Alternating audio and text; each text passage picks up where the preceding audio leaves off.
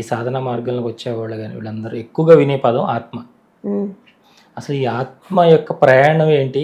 దీనికి ప్రయాణం అంటే ఒకటి ఉంటుందా? ఎన్ని రకాల స్టేజెస్ దాటుకుంటూ ఇక్కడ దాకా ప్రయాణం చేసింది, ఇక్కడ నుంచి ముందుకు ఎలా పోతుంది అనే విషయాలు ఎలాగ మనం తెలుసుకోవడం?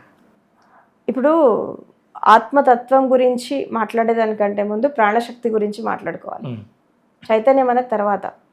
ఇప్పుడు ప్రాణశక్తి అంటే ఏంటి? శ్వాస, లైఫ్ ఫోర్స్.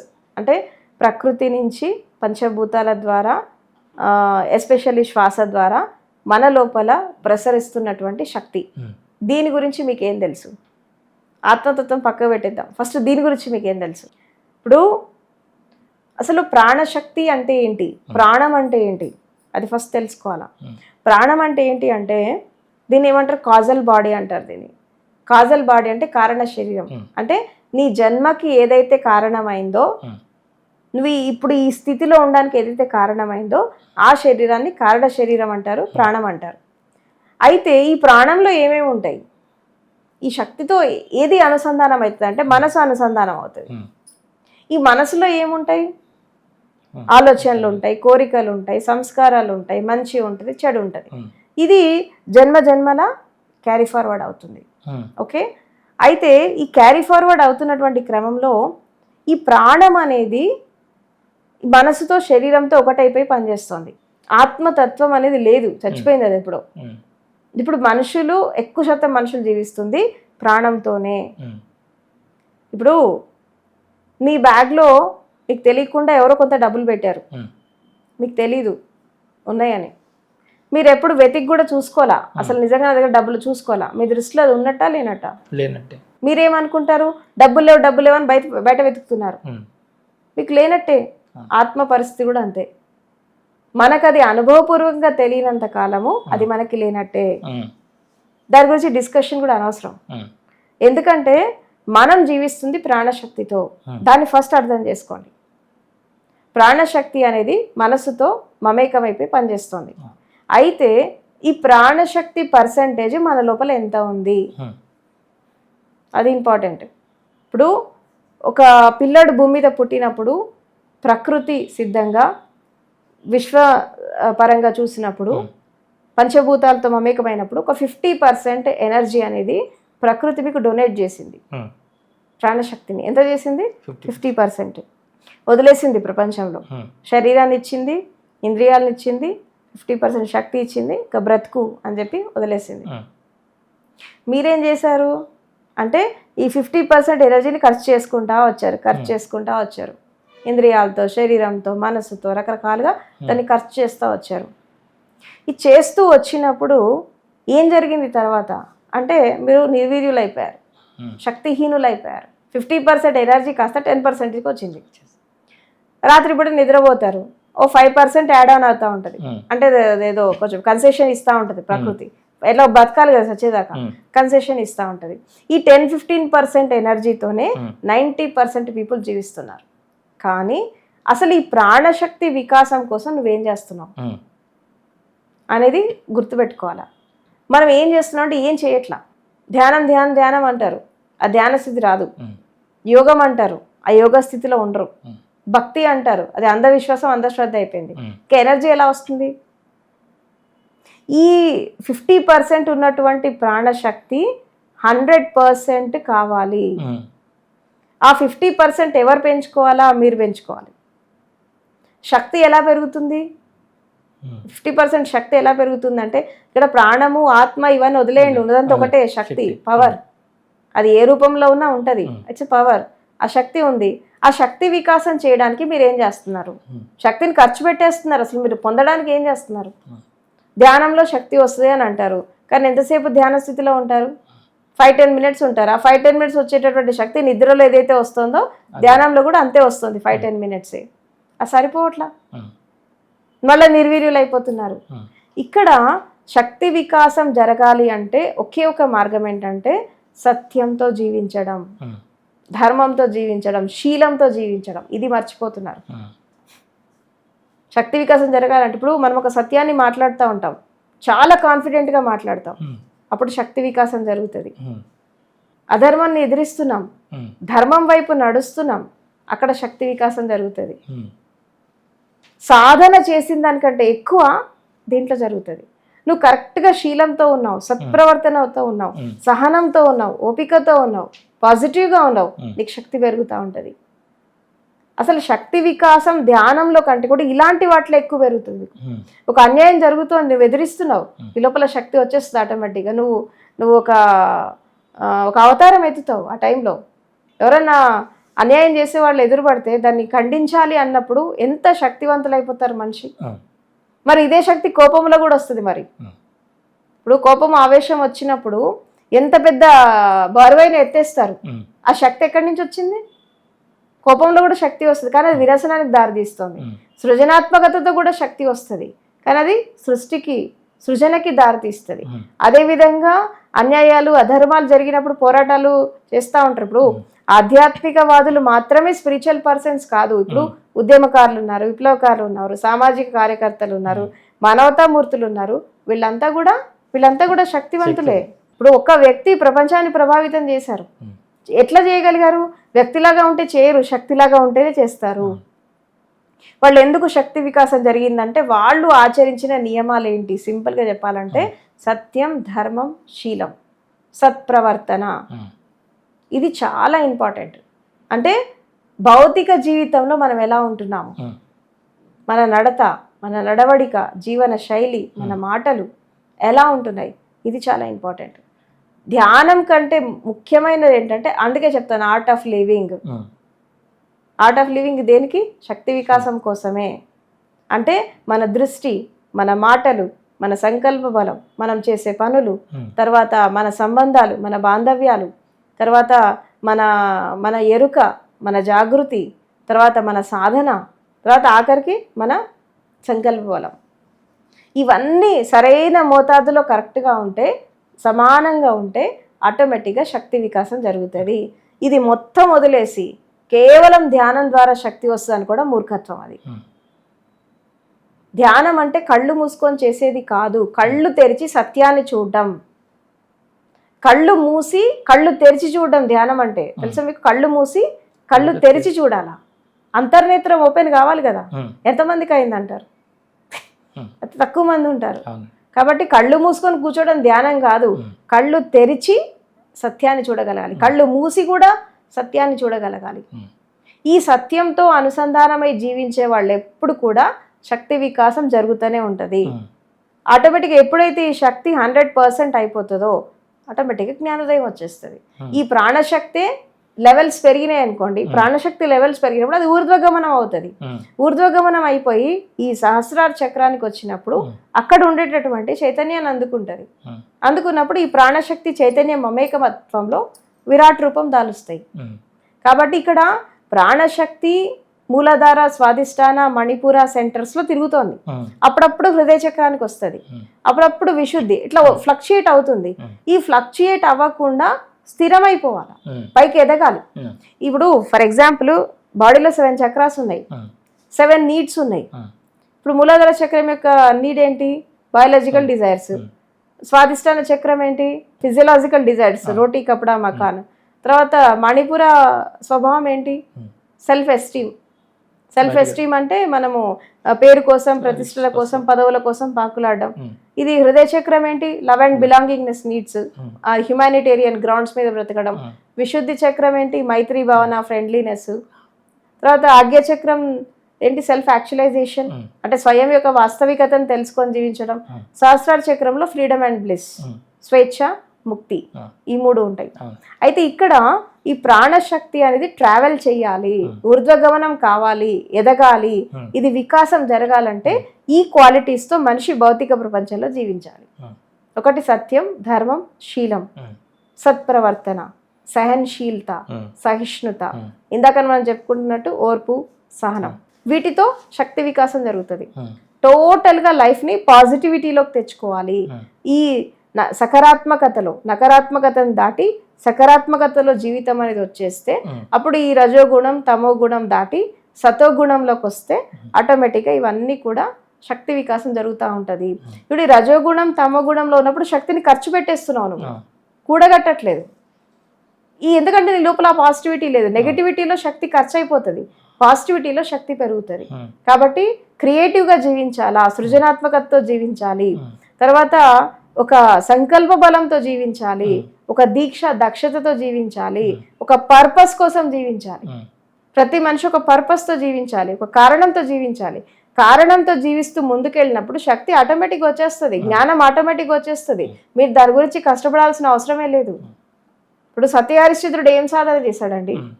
సత్యంతో జీవించాడు, అంతే. వచ్చేసింది, మోక్షం వచ్చేసింది. మీరు జీవించండి అట్లా.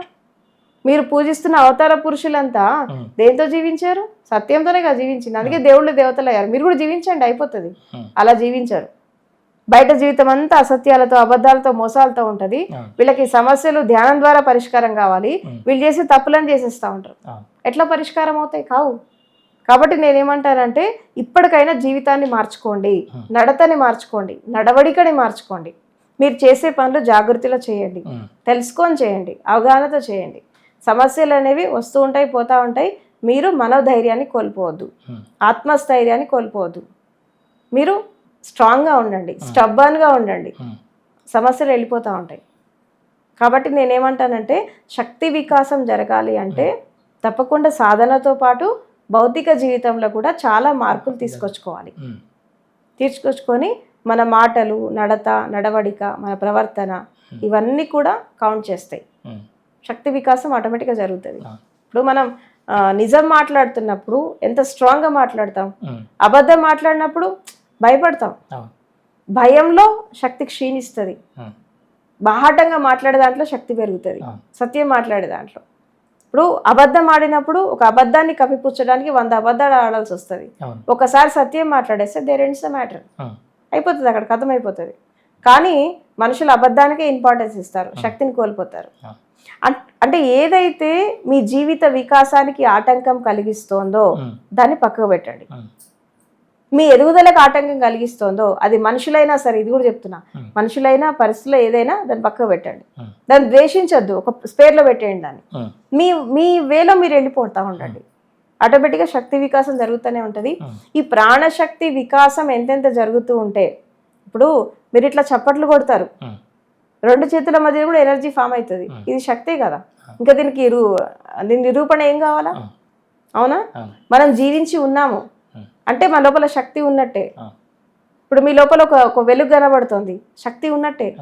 ఇంతకంటే తార్కాణం ఏం కావాలా? అంటే చిన్న చిన్న వాటిట్లో కూడా శక్తిని దర్శించగలగాలి. ఇప్పుడు ఈ లైట్ ఉంది, లైట్లో కూడా ఎనర్జీ ఉంది, దానికి కాంతి ఉంది. ఇది బంద్ చేస్తే చీకటి అయిపోతుంది, అంటే అది కూడా శక్తి స్వరూపమే. ప్రతిదీ శక్తి స్వరూపమే. అంటే ప్రతి దాంట్లో శక్తిని దర్శించేటటువంటి ప్రయత్నం చేయాలి. ఫస్ట్ దర్శనాల తర్వాత జరుగుతాయి. ఫస్ట్ భావం యద్భావం తద్భవతి. మన భావం ప్రగాఢంగా అయిపోవాలి. ఫస్ట్ ప్రతి దాంట్లో పదార్థం ఉంది, పారమార్థికం ఉంది. పదార్థాన్ని నువ్వు ఎంతైతే స్వీకరిస్తావో పారమార్థికాన్ని కూడా స్వీకరించు. అఫ్ కోర్స్ నీకు అది కనబడకపోవచ్చు, కానీ ఉంది. ఇది గుడ్డి నమ్మకం కాదు, అంధవిశ్వాసం కాదు, ఉంది. ఏదో ఒక రూపం అది ఉంది కాబట్టి అది పనిచేస్తోంది. ఇప్పుడు ఈ లైట్ చెడిపోతే వెలుగు రాదు, అది బాగుంది కాబట్టి వెలుగు వస్తుంది. అదేవిధంగా మనిషి బతికున్నాడు అంటే శక్తి ఉంది, చచ్చిపోయాక పోతుంది కాబట్టి శరీరం పనిచేయదు. ఇప్పుడు కళ్ళు, ముక్కు, చెవులు చచ్చిపోయే శవానికి కూడా ఉంటాయి. అప్పుడు ఎందుకు స్పందించవు? ఎందుకంటే అప్పుడు శక్తి లేదు, శక్తి వెళ్ళిపోయింది. ఇప్పుడు ఉన్నాయి కాబట్టి మనం మాట్లాడుతున్నాం. కాబట్టి నేనేమంటానంటే శక్తి వికాసం అనేది రకరకాలుగా జరుగుతుంది. ఆహారంతో శక్తి వస్తుంది, కొట్లాడినప్పుడు శక్తి పోతుంది, కోపంలో కూడా శక్తి వస్తుంది, కానీ వినాశనానికి దారితీస్తుంది. రకరకాలుగా కనబడుతుంది శక్తి. ఎలా వస్తుంది? ఆహారం ద్వారా వస్తుంది, ఆలోచనల ద్వారా వస్తుంది, భావాల ద్వారా వస్తుంది. అది ఎట్లా? పాజిటివ్గా ఉంటే, పాజిటివ్గా ఉన్నప్పుడు శక్తి వస్తుంది, మీరు నెగిటివ్గా ఉంటే శక్తి పోతుంది. ఇంతే తేడా.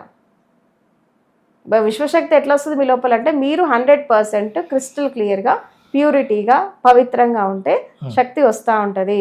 మీరు ఇంప్యూరిటీ ఉన్నప్పుడు శక్తి రాదు. మీరు ధ్యానంలో కూర్చొని 1,000,000 ఆలోచించుకుంటా, వాళ్ళని తిట్టుకుంటా, వీళ్ళని తిట్టుకుంటా ఉంటే శక్తి రాదు. ప్యూర్గా కూర్చున్న కాసేపు అయినా సంపూర్ణంగా కూర్చోవాలి, పవిత్రంగా కూర్చోవాలి, ప్యూర్గా కూర్చోవాలి. ఆటోమేటిక్గా శక్తి వికాసం జరుగుతూనే ఉంటుంది. There are so many ways, దానికి చాలా టెక్నిక్స్ కూడా ఉంటాయి. శక్తి వికాసం ఉన్నటువంటి ఒక ఆయన ఒకరు వచ్చి వాడికి పూర్తిగా ₹1 కూడా లేదు వాడి దగ్గర, వాడికి ఒక ₹100 ఇస్తే సరిపోతుంది, మామూలుగా. కానీ మీ దగ్గర 1000 రూపాయలు ఉన్నాయి, మీరు 100 రూపాయలు ఇవ్వడానికి ఇబ్బంది ఏం లేదు, ఇవ్వచ్చు. అవును. కాబట్టి మీరు ఇస్తారు. ఇలాగా శక్తి లేక ఇబ్బంది పడుతున్న వారికి మనం శక్తినిచ్చే అవకాశం ఉందా? ఉంది, ఇవ్వచ్చు. చాలా టెక్నిక్స్ ఉన్నాయి ఇవ్వడానికి. ఇస్తా నేను అప్పుడప్పుడు. నేను రెకీ గ్రాండ్ మాస్టర్ని, ప్రాణిక్ హీలింగ్ చేశాను, లామాఫెరా, చాలా టెక్నిక్స్ ఉన్నాయి. అంటే యాక్చువల్గా స్టార్టింగ్లో కొంతమంది మనసు చాలా స్థూలంగా ఉంటుంది, కొంతమందికి సూక్ష్మంగా ఉండదు, వాళ్ళు బాబా ఇబ్బంది పడతా ఉంటారు. అట్లాంటప్పుడు నా ఎనర్జీతో వాళ్ళని సాధనలకు పంపిస్తా, అది కూడా ఇస్తా ఉంటా. ఇప్పుడు మాటల ద్వారా ఇస్తాను, అప్పుడప్పుడు చేతల ద్వారా ఇస్తాను, అప్పుడప్పుడు సూక్ష్మంగా కూడా కొన్ని అంతర్లీనంగా కొన్ని జరుగుతూ ఉంటాయి వాళ్ళ లోపల, దాని ద్వారా కూడా ఇస్తూ ఉంటా. కొన్ని యూనివర్స్ ద్వారా రిసీవ్ చేసుకొని ఇస్తూ ఉంటా. రకరకాలు. ఇప్పుడు వాస్తవానికి నా దగ్గరికి ధ్యానం అంటే ఏంటో తెలియని వాళ్ళు సమాధిలోకి ప్రవేశించారు, న్యూ కమర్స్. కొంతమంది కొత్త వాళ్ళు కూడా వచ్చారు 9 days ప్రోగ్రామ్స్కి. ఏం తెలియకుండా సమాధిలోకి వెళ్ళారు. ఎలా వెళ్ళారు? వాళ్ళు వెళ్ళాల, నేను పంపించాను. నా ఉద్దేశం ఏంటి అంటే ఒక్కసారన్నా వాళ్ళకి ఆ గ్లిమ్స్ అనేది వచ్చింది అనుకో, వాళ్ళకి ఒక టేస్ట్ దొరకాలి, అరుచి కల్పించాలా. అసలు ఏం లేకుండా అభూత కల్పనలాగా ఇది ఉంది అది చూడంటే ఏం రాదు. ఫస్ట్ ఒక్కోసారి ఒక టేస్ట్, ఒక గ్లిమ్స్, అట్లీస్ట్ ఒక క్షణం 2 క్షణాలన్నా ఆ అనుభవాన్ని వాళ్ళు అనుభవిస్తే దాన్ని ఎంబడబడతారు. ఇక ఎందుకంటే రుచి దొరికింది కదా, పోతారు ఇక అనే ఉద్దేశంతో ఏమీ తెలియని అన్నోన్ పర్సన్స్ని కూడా నేను సమాధి స్టేట్లో పంపించాను. ఎలా పంపించాను? వాళ్ళు నేను పంపించాను, నా శక్తి ఇచ్చి పంపించాను. ఇస్తాను అప్పుడప్పుడు. నేను శక్తి ఖర్చు చేస్తాను. ఎట్లా చేస్తానంటే సాధన కోసం చేస్తాను, సాధకుల కోసం చేస్తాను. ఈ రోగాల కోసం దీనికోసం నేను శక్తి ఖర్చు చేయను నేను. ఇప్పుడు నాకు కూడా ఏదైనా చిన్న హెల్త్ ఇష్యూ వస్తే నేను టాబ్లెట్ వేస్తాను, దానికోసం నేను శక్తి ఖర్చు పెట్టను. ఎంతో అవసరం అయితే తప్పించి, అది మేజర్ కాజ్ అయితే తప్పించి శక్తిని ఉపయోగించాను. ఎందుకంటే చిన్న చిన్న విషయాలకి శక్తిని ఉపయోగించుకోవడం నాకు నచ్చదు. ఇప్పుడు నేను బాగున్నాను, చిన్న చిన్న ప్రాబ్లమ్స్ కూడా శక్తిని ఎందుకు వాడాలా? There are so many ways. Food ద్వారా కంట్రోల్ చేసుకోవచ్చు, ఎక్సర్సైజ్ ద్వారా కంట్రోల్ చేసుకోవచ్చు, లేదా టాబ్లెట్స్ ద్వారా చేయొచ్చు. Why you should use the energy? దీన్ని ఇంకో దానికి వాడచ్చు కదా. అంటే శక్తిని సంపాదించడం ఎంత ఇంపార్టెంటో కాపాడుకోవడం కూడా అంతే ఇంపార్టెంట్, దాన్ని వృద్ధి చేసుకోవడం అంతకంటే ఇంపార్టెంట్. ఆ పంచేటప్పుడు కూడా యోగ్యత చూసి పంచాలి, అది నా ఉద్దేశం. నేను శక్తి అందరికీ పంచను, యోగ్యత చూస్తా. ఓకే, వీళ్ళకి ఇప్పుడు ఈ శక్తి ఇస్తే వీళ్ళు దీన్ని పడేసుకుంటారా, ఉంచుకుంటారా, దీన్ని కాపాడుకుంటారా, పడేస్తారా చూసి వాళ్ళ ఎలిజిబిలిటీ చూసి ఇస్తాను నేను అన్నీ. అంటే ఒక వ్యక్తి నా దగ్గరకు వచ్చినప్పుడు అన్నీ చెక్ చేస్తా, వాళ్ళ బాడీ, వాళ్ళ మైండ్, హార్ట్, వాళ్ళ ఆరా అన్నీ చూస్తాను. చూసి అసలు నిజంగా ఇతను సాధన చేయడానికి వచ్చాడా, దేనికోసం వచ్చాడని ఒక బేరీజు వేసి, వాళ్ళు సాధన కొరకు రాకపోతే వాళ్ళు దేనికోసం అయితే వచ్చారో ఆ పర్పస్ అడిగితే పంపించేస్తాయి. అంతే. ఇంకా మళ్ళీ వాళ్ళతో కాంటాక్ట్స్ ఉండవు. ఇంకా నాకు నా ఉద్దేశం ఏంటి, నా దృష్టి మొత్తం కూడా బుద్ధత్వం వైపు ఉంటుందండి, ఎన్లైటన్మెంట్ మీద ఉంటుంది. నా దృష్టి మొత్తం ఎప్పుడు అక్కడే ఉంటుంది. ఎవరైనా సాధారణ సమస్యల గురించి వచ్చినప్పుడు వాళ్ళ కోసం నేను ఒక 100 మెట్లు కిందికి దిగుతాను. నాకు ఎన్ని మెట్లు దిగాలి తెలుసా? 100 మెట్లు దిగాల్సి వస్తుంది వాళ్ళ సమస్యలను పట్టించుకోవాలంటే. లేదంటే నా దృష్టి మొత్తం 24 hours దైవత్వం పైనే ఉంటుంది నాకు ఎప్పుడు కూడా. ఎక్కడ ఉన్నా, ఎవరితో ఉన్నా, నేను మామూలు సాధారణ దశకి రావాలంటే ఒక 100 అడుగులు కిందికి దిగాల నేను. నాకు అది అప్పుడప్పుడు కష్టం అనిపిస్తుంది, కానీ దిగుతా. ఆ ప్రాబ్లం యొక్క ఇంటెన్సిటీని బట్టి దిగుతా నేను. లేకపోతే కొట్టిపడేస్తా, నువ్వు ఫస్ట్ సాధన చేయనంట. అంతే, నువ్వు ఫస్ట్ సాధన చేయి, కూర్చో, ఈ టెక్నిక్ ఫాలోగా. వాళ్ళకి ఒక మెడిటేషన్ టెక్నిక్ ఇస్తా, నువ్వు ఇచ్చేయి, దీన్ని డైలీ ఒక 3 months ప్రాక్టీస్ చేయి, ఆటోమేటిక్గా అన్ని సెట్ అయిపోతాయి అని చెప్పేస్తా. కొన్నికి నేను డైరెక్ట్ సొల్యూషన్ చెప్పాను, ఒక టెక్నిక్ ఇచ్చేస్తా వాళ్ళకి, నువ్వు ఇది చెయ్యి, చేస్తే నీకు ఆటోమేటిక్గా. కొంతమంది అలా కూడా టెక్నిక్స్ ద్వారా కూడా బయటపడ్డ వాళ్ళు ఉన్నారు. టెక్నిక్లు అంటే ఏంటమ్మా అవి? ఎలా ఉంది అంటే ఇప్పుడు శారీరక రోగాలతో వచ్చినప్పుడు వాళ్ళ కొన్ని శారీరక ప్రక్రియలు, కొన్ని ప్రాణాయామ టెక్నిక్స్, కొన్ని కెథారసిస్, కొన్ని టెక్నిక్స్ అట్లా ఇస్తూ ఉంటాను. మానసిక సమస్యలతో వచ్చినప్పుడు దానికి సంబంధించిన కొన్ని మెడిటేషన్స్ ఉంటాయి, అవి ఇస్తూ ఉంటాను. తర్వాత కొన్ని రకాలైనటువంటి భవరోగాలతో వస్తూ ఉంటారు, వాళ్ళకి కొంత జ్ఞానం ఇస్తూ ఉంటాను, కొంత సాధన ఇస్తూ ఉంటాను. అంటే ఆ వ్యక్తి మీద ఆధారపడి వాళ్ళ కొన్ని సహజంగా నేను ఇస్తూ ఉంటాను కొన్ని టెక్నిక్స్. అండ్ నేను బుక్స్ చదవను, నాకు బుక్ రీడింగ్ ఇంట్రెస్ట్ ఉండదు. నేను ఇంతవరకు హార్డ్లీ 1-2 బుక్స్ కంటే నేను ఎక్కువ చదవాల. మా గురువు గారి కూడా అంతే. అండ్ నేను ఇప్పుడు పోస్ట్ గ్రాడ్యుయేషన్ వరకు చేశాను కదా, నాకు శ్రవణం ఎక్కువ, విని ఎగ్జామ్ రాయడం అంతే. చదవడం చాలా తక్కువ. నేను చదివి ఎగ్జామ్ రాసే రోజులు లేవు అసలు, అన్ని విని రాయడమే. కాబట్టి బుక్ రీడింగ్ నాకు ఇంట్రెస్ట్ ఉండదు. నేను ఏ ధర్మ గ్రంథాలు, ఏ శాస్త్రాలు చదవాలా, నాకు అయినా ఏ సబ్జెక్ట్ ఇచ్చినా నేను మాట్లాడతా. ఎలా సాధ్యం అవుతుందండి అది? వచ్చేస్తుంది. అంటే ఉపనిషత్తుల గురించి కూడా చెప్తున్నారు కదా మీరు. వచ్చేస్తుంది ఆటోమేటిక్గా. ఉమ్, అది మీరు ఏ సందర్భానికి ఏది రావాలో అది వచ్చేస్తుంది. ఎందుకు వస్తుందో కూడా సీక్రెట్ చెప్తాను నేను ఇక్కడ.